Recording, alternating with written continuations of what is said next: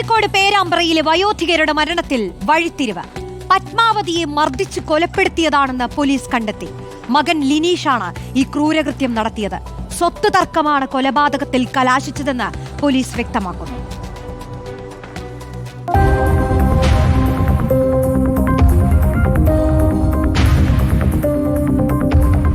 ഇക്കഴിഞ്ഞ ചൊവ്വാഴ്ചയാണ് പത്മാവതിയമ്മ ബോധരഹിതയായി കിടക്കുന്നുവെന്നും ആശുപത്രിയിലെത്തിക്കാൻ സഹായിക്കണമെന്നും ആവശ്യപ്പെട്ട് മകൻ ലിനീഷ് തൊട്ടടുത്ത വീട്ടിലെത്തിയത്.